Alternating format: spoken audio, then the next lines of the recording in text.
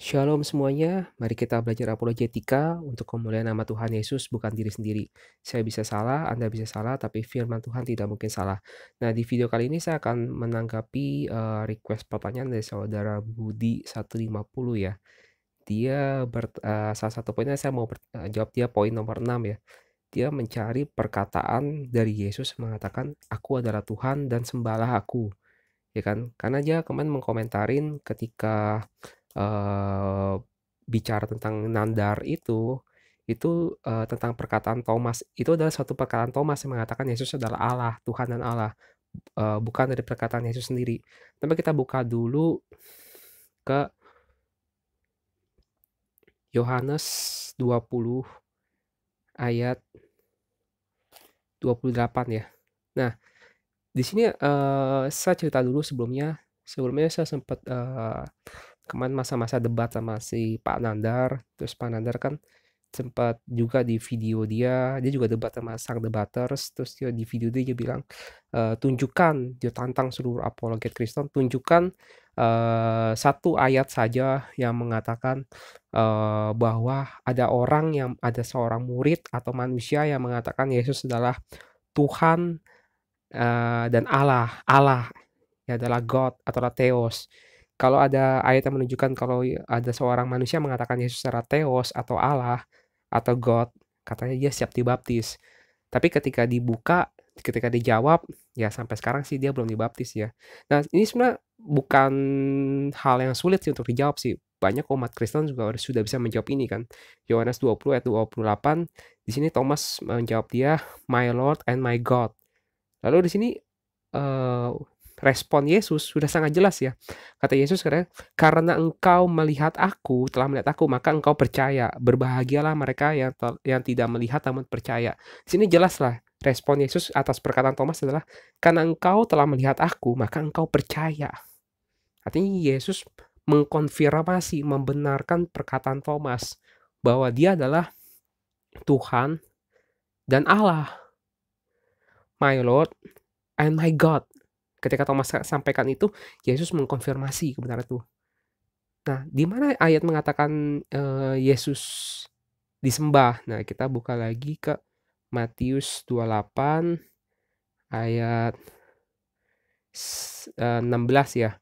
16, murid-murid, datang, ke-11 murid datang ke bukit yang ditujukan Yesus. Ayat 17, ketika mereka melihat Yesus, melihat dia, mereka menyembahnya. Tapi ada beberapa orang ragu-ragu. Nah, ketika Yesus disembah, apa respon Yesus?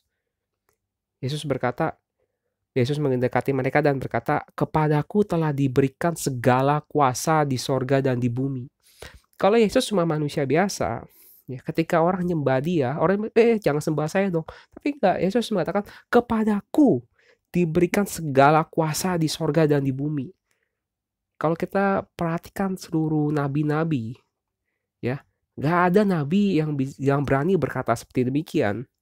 Maka Yesus ini bukan cuma sekedar nabi, nggak mungkin ada orang berani berkata demikian, "Kepadaku telah diberikan segala kuasa di sorga dan di bumi." Ya. Nah, tapi kan, kembali ke pertanyaan, saudara Budi tadi ya, di mana ada ayat Yesus menjelaskan diri dia adalah Allah atau God. Dari mulut Yesus sendiri, pengakuan dari mulut Yesus sendiri. Nah, saya akan coba jawab itu, tapi saya harus bilang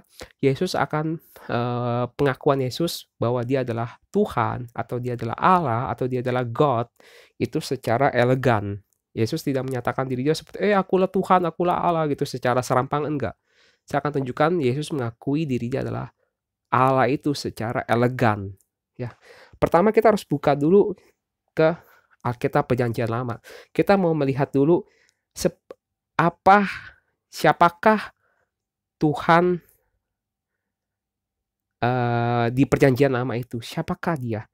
Nah, ketika Musa pernah bertanya sama Tuhan, eee, ketika Tuhan mengutus Musa, terus nanti Musa tanya nih, "Kalau gitu nanti kalau bangsa Israel nanya, ya, namanya siapa? Nama Tuhannya ini siapa? Nama Allahnya siapa? Harus apa yang kujawab kepada mereka?" Lalu ayat 14, firman Allah kepada Musa, "Aku adalah Aku." Lagi firman-Nya, "Beginilah kau katakan kepada orang Israel, Akulah Aku telah mengutus Aku kepadamu." Jadi dari perjanjian lama Tuhan menyatakan dirinya adalah aku adalah aku. I am that I am ya. I am that I am. Artinya apa? Tuhan yang menyatakan diri dia adalah aku yang kekal. Aku yang dahulu ada, sekarang ada, selama-lamanya ada. Alfa dan Omega, yang awal dan yang akhir. Kalau manusia, seseorang punya nama. Misalkan saya punya nama. Nama saya diberikan oleh bapak saya. Bapak saya dapat nama dari kakek saya. Pasti ada orang sebelum kita.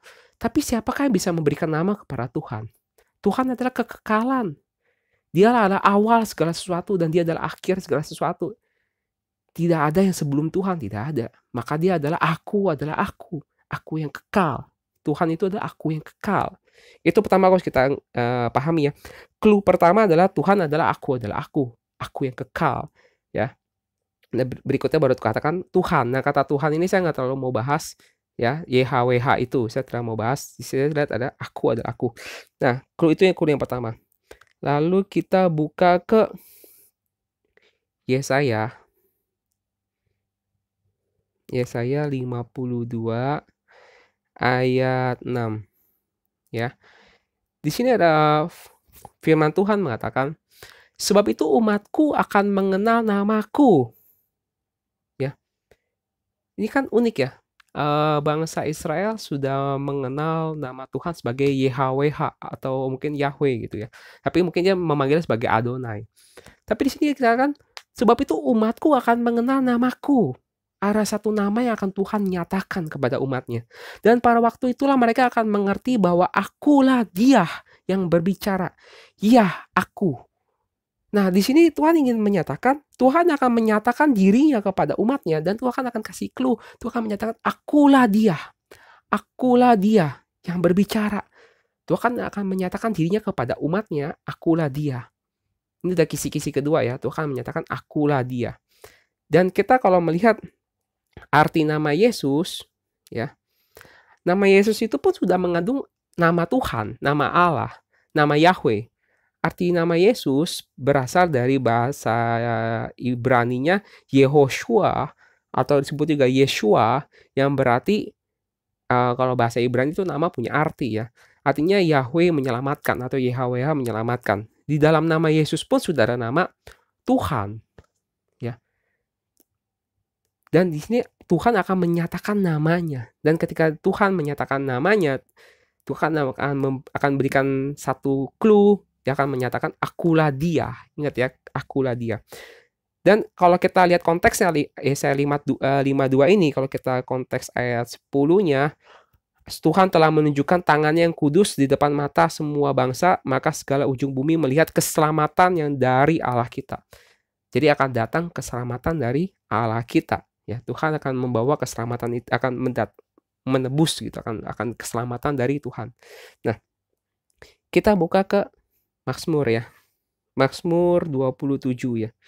Mazmur 27 ayat 1 ya.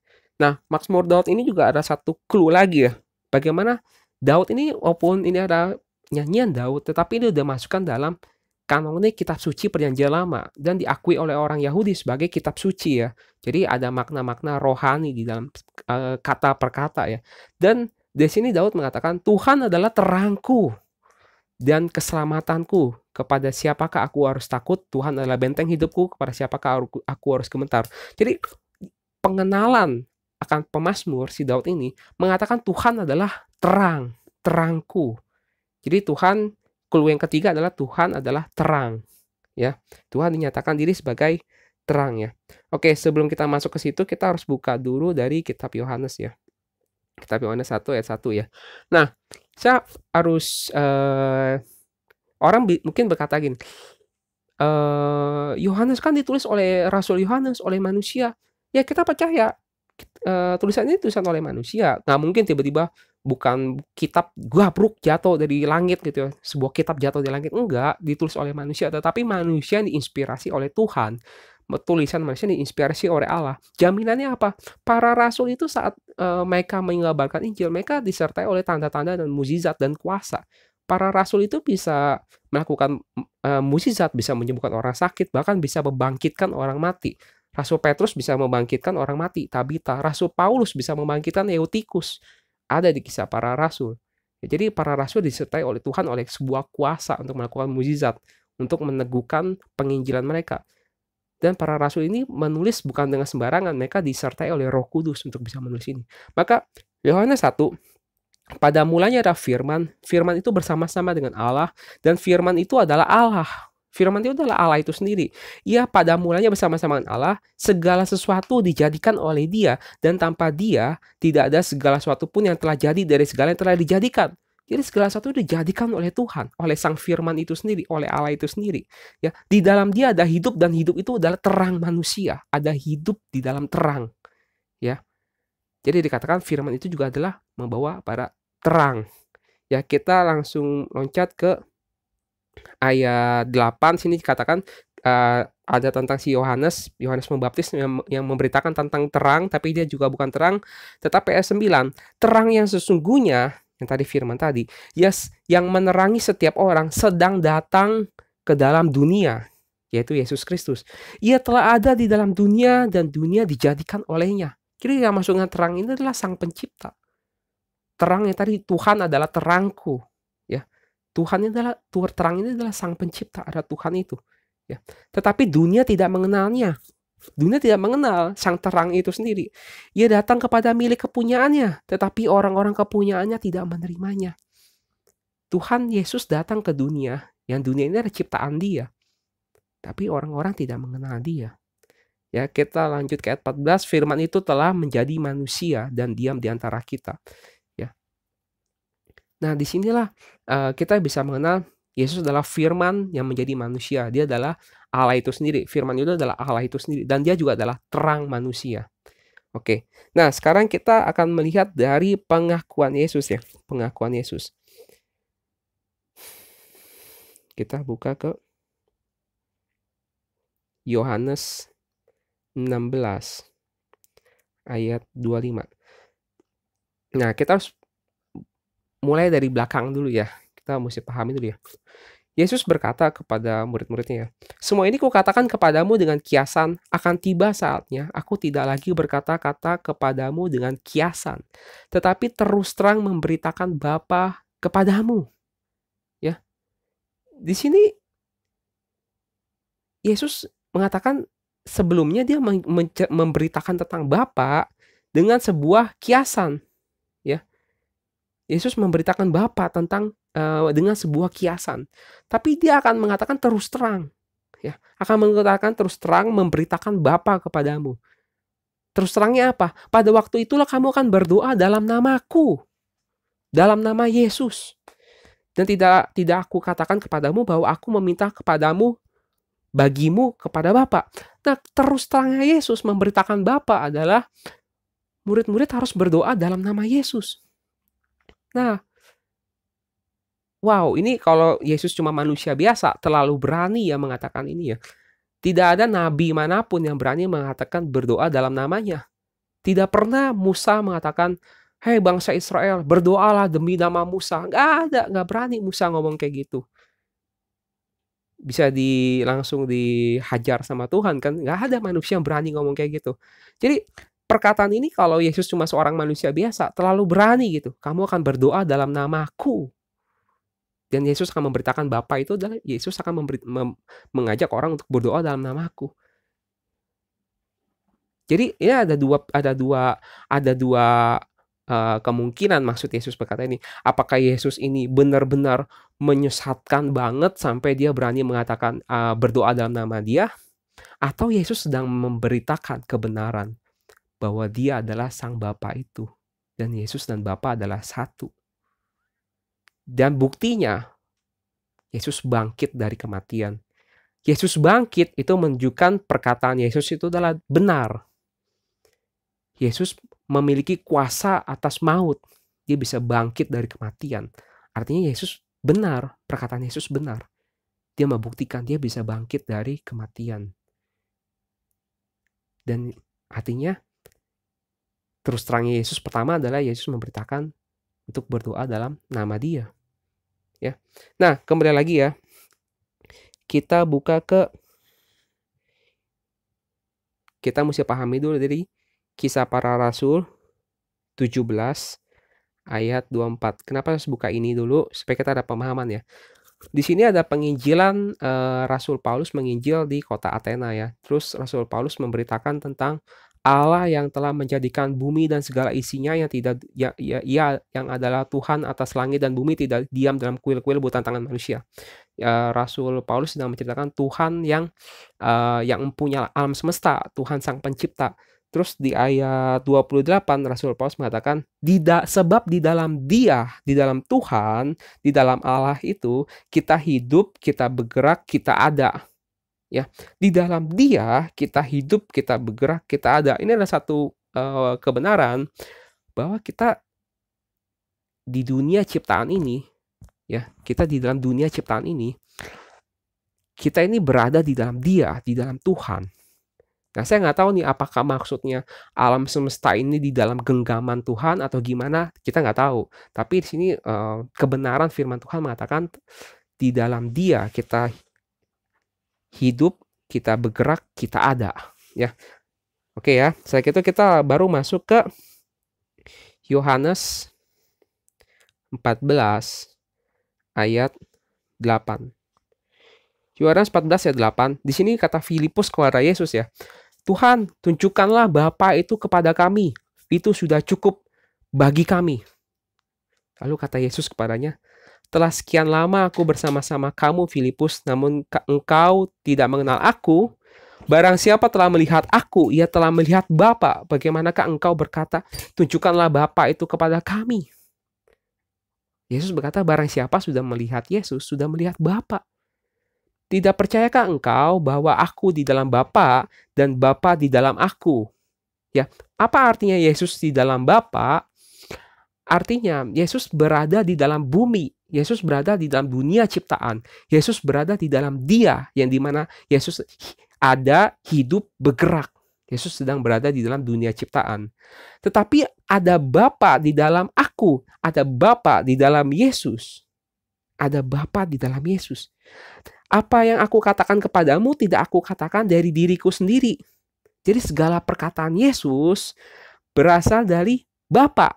Tetapi Bapa yang diam di dalam aku, dialah yang melakukan pekerjaannya. Nah, ada yang menarik dari perkataan ini adalah, kalau banyak umat Kristen membayangkan ya, Bapa itu di sorga, Yesus itu di bumi.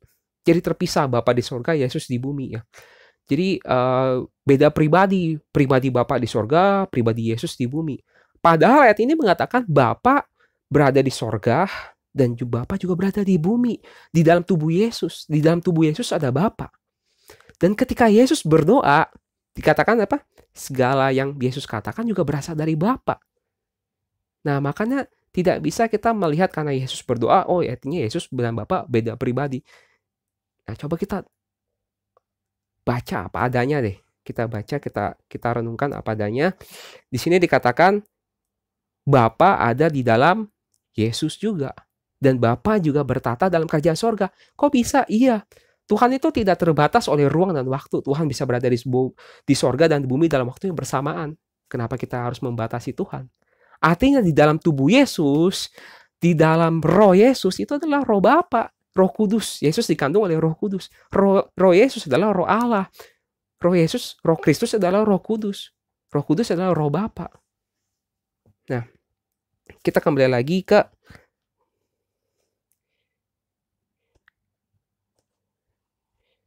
Yohanes 8 ya. Yohanes 8 ayat 12. Nah, di sini Yesus menyatakan dirinya kepada orang banyak. Maka kata Yesus berkata pula kepada orang banyak, katanya, akulah terang dunia. Barang siapa mengikut aku, ia tidak akan berjalan dengan kegelapan, melainkan ia akan mempunyai terang hidup. Yesus menyatakan dirinya adalah terang dunia. Tadi kita baca di Yohanes 1 ya. Terang itu adalah firman yang menjadi manusia dan dia menjadi terang dunia. Dan Yesus sedang menyatakan dirinya adalah terang dunia. Yesus secara tidak langsung dia mengatakan dia adalah Tuhan itu sendiri. Dan Yesus mengatakan akulah terang dunia. Tetapi orang Farisi salah fokus ya. Wah, engkau bersaksi nggak benar nih, engkau kesaksian dari dirimu sendiri kan. Terus jawab Yesus kepada mereka, biarpun aku bersaksi bersama-sama dengan diri, bersaksi tentang diriku, namun kesaksianku itu benar. Sebab aku tahu dari mana aku datang dan kemana aku pergi, tetapi kamu tidak tahu dari mana aku datang dan kemana kamu pergi. Ya, di ayat 16 langsung ya. Dan jikalau aku menghakimi, maka penghakimanku itu benar, sebab aku tidak seorang diri, tetapi aku bersama dengan Dia yang mengutus aku. Nah, dalam kitab Tauratmu ada tertulis bahwa kesaksian dua orang adalah sah. Nah, di sini katakan seakan ada dua orang ya. Akulah yang bersaksi tentang diriku sendiri dan juga Bapa yang mengutus aku bersaksi tentang aku. Nah, disinilah ayat ini sering digunakan oleh mayoritas juga umat Kristen yang mengatakan artinya Yesus dan Bapa adalah pribadi yang terpisah karena dikatakan seakan-akan ada dua orang ya. Dari sini dikatakan adalah ada Yesus yang memberi kesaksian dan juga Bapa yang mengutus Yesus yang bersaksi. Jadi ada kesaksian Yesus dan juga dari Bapa yang mengutus Yesus. Oke ya, tapi kita jangan simpulkan dua pribadi dulu ya. Maknanya itu ya. Nah, kembali lagi kita lanjut ke ayat 21 ya. Maka Yesus berkata pula kepada orang banyak, aku akan pergi dan kamu akan mencari aku, tetapi kamu akan mati dalam dosamu. Ke tempat aku pergi tidak mungkin kamu datang. Maka kata orang Yahudi ini, apakah ia mau bunuh diri? Dan karena itu dikatakan ke tempat aku pergi tidak mungkin kamu datang. Nah, orang Yahudi masih gak ngerti ini apa maksud perkataan Yesus dia akan pergi dan kamu gak akan datang ke tempat aku pergi kan. Orang Yahudi masih nggak paham dengan maksud ini. Nah, disinilah Yesus mulai berkata terus terang ya.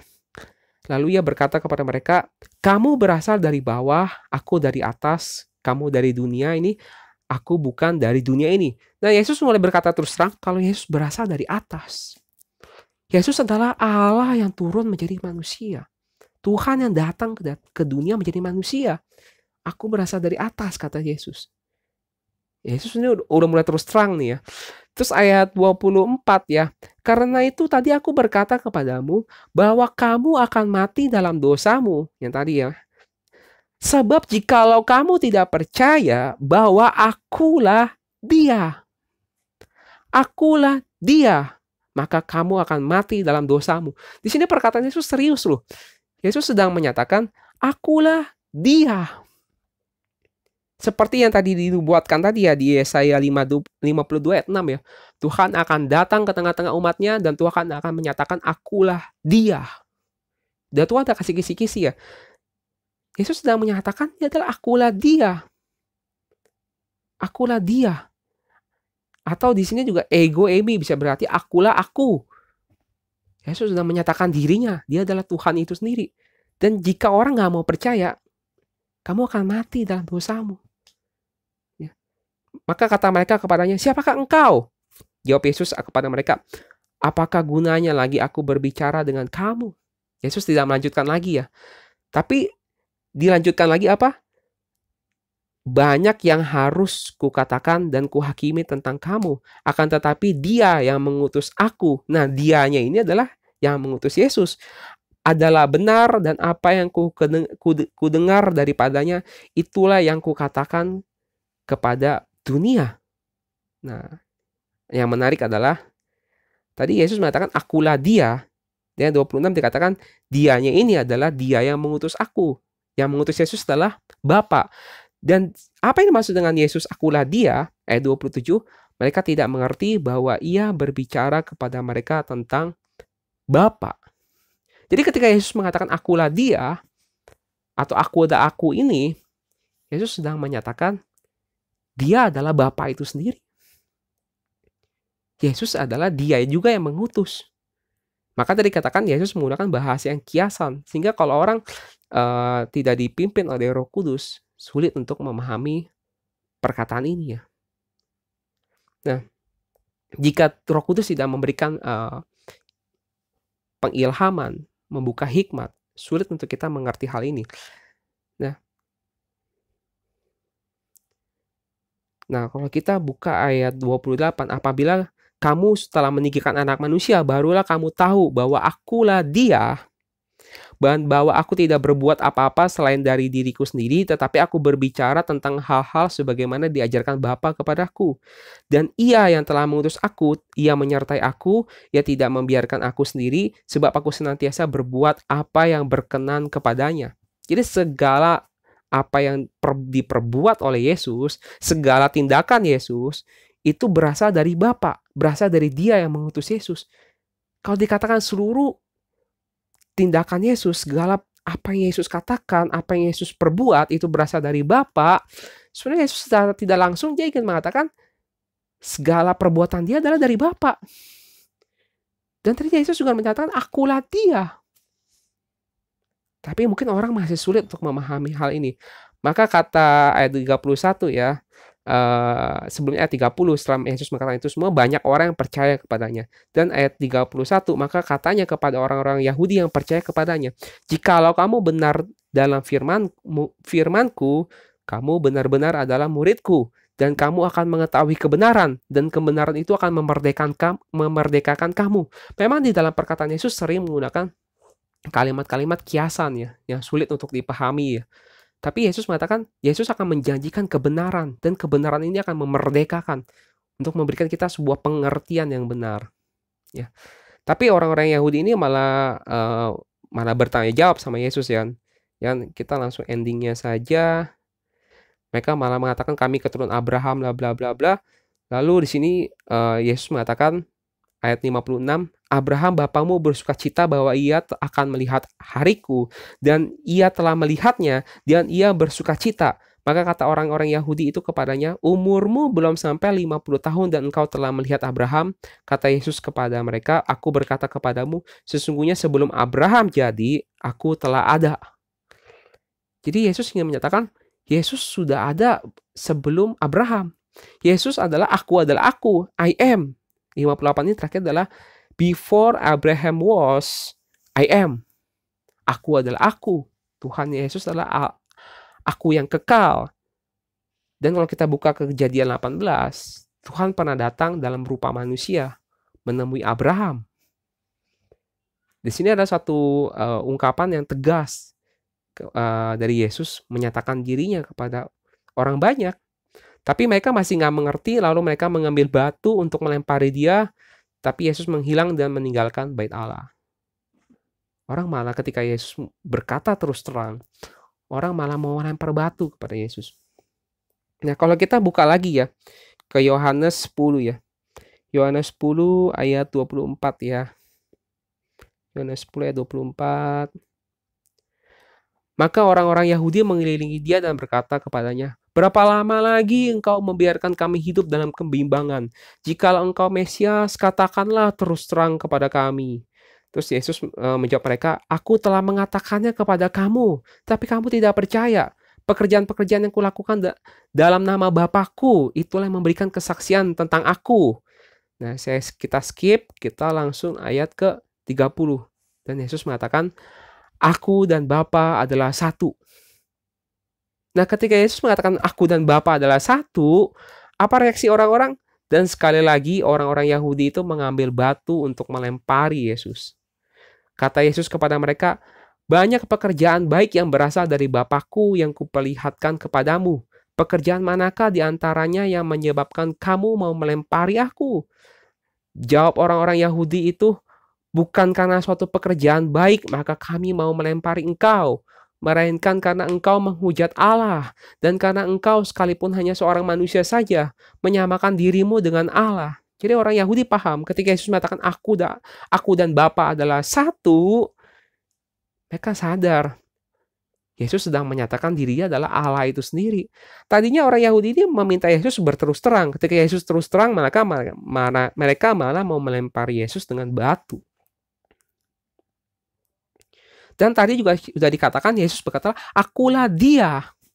Dan Tuhan adalah aku. Dan Yesus mengatakan akulah Dia. Dan di Yesaya 56 tadi, Tuhan sudah menubuatkan dia akan datang ke tengah-tengah umatnya dan akan mengatakan, akan menunjukkan namanya, dan Tuhan akan mengatakan akulah Dia. Dan Yesus sudah menyatakan akulah Dia. Dan di sini juga bahkan Yesus dengan terus terang mengatakan aku dan Bapa adalah satu. Tapi orang-orang saat itu belum bisa menerima Yesus. Walaupun Yesus sudah nyatakan dengan sangat jelas ya. Bahkan Yesus mengatakan, sebelum Abraham jadi, aku telah ada. Yesus sudah menyatakannya.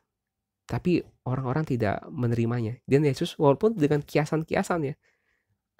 Ketika Yesus mulai terus terang aja, orang malah makin gak bisa terima dia. Malah mau dilempari dengan batu. Nah yang uniknya, perkataan Yesus aku adalah Bapa adalah satu. Bahkan di antara umat Kristen sendiri tidak bisa menerima ini secara ini adalah ini artinya beda. Ini adalah Yesus dan Bapa adalah satu hakikat tapi beda pribadi. Mengapa dikatakan satu hakikat tapi beda pribadi? Karena di sini kata dasarnya satunya adalah heis.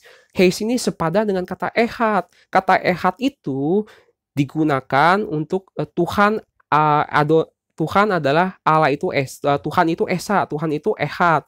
Tapi kata ehad bisa digunakan untuk Kisah 2, Kejadian 2 ayat 24 ya.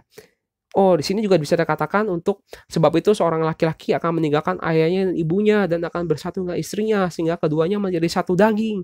Satu daging ini artinya kan kata dasar juga ehad. Nah, kalau laki-laki dan perempuan menjadi satu, itu ada berapa pribadi? Ada 2 pribadi kan? Jadi satu hakikat, beda pribadi. Jadi kalau ada orang menggunakan kata ehad, itu artinya satu hakikat tapi beda pribadi. Kalau dikatakan satu pribadi, itu sesat. Karena kami ini udah mempelajari bahasa asli. Kira-kira itu yang disampaikan oleh para ahli teologi ya. Kalau kata ehad katanya hanya satu hakikat tapi beda pribadi. Bagaimana dengan ayat ini? Ulangan 19 ayat 15. Satu orang saksi saja tidak dapat menggugat seseorang. Satu orang saksi ada berapa pribadi? Satu pribadi ya. Satu orang saksi ini menggunakan kata apa? One witness ya. Ehad.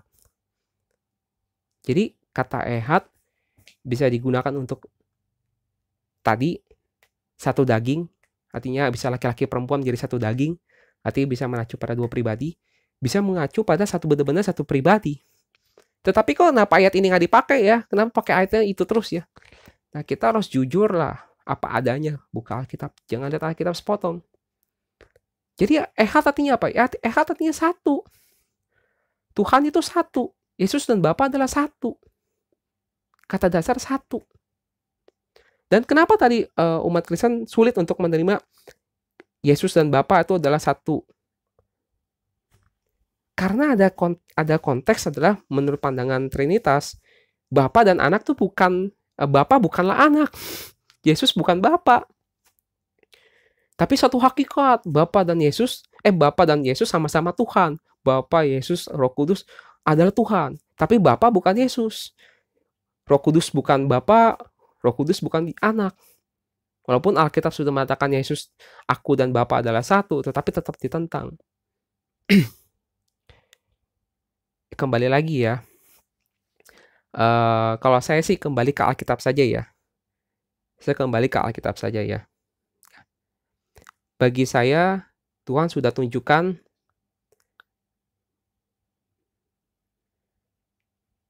Tuhan itu esa.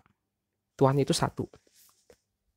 Jangan kita bayangkan Tuhan yang satu itu dengan keterbatasan pemikiran kita.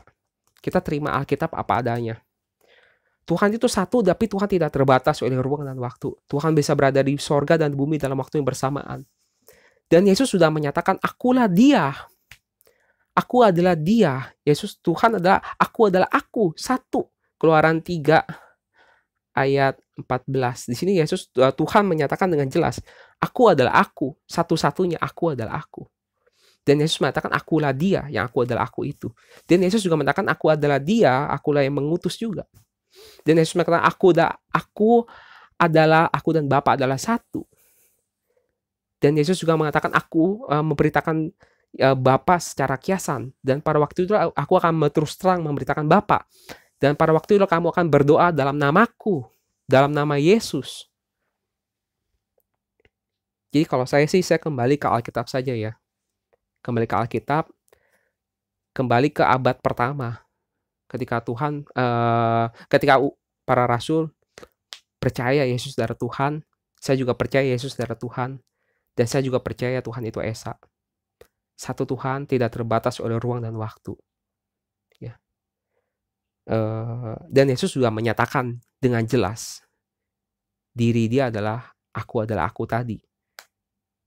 Diri dia adalah akulah dia. Ya.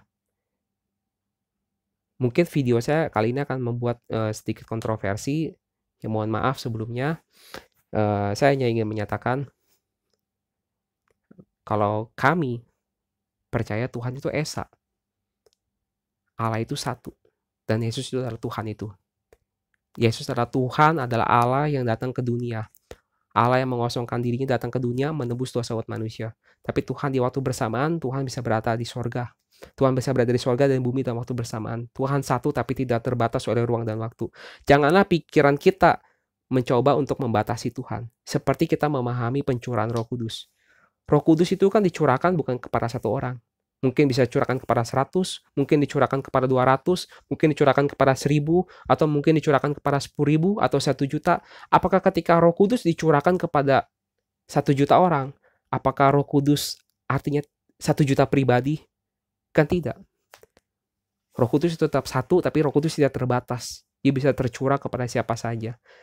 Kalau Roh Kudus bisa tercurah, tapi tidak terbatas, kenapa kita harus membatasi Tuhan? Kalau saya sih, saya tidak mau membatasi Tuhan ya. Saya mau menerima Tuhan apa adanya menurut apa kata Alkitab. Ya biarlah segala kemuliaan hanya bagi nama Tuhan Yesus. Amin.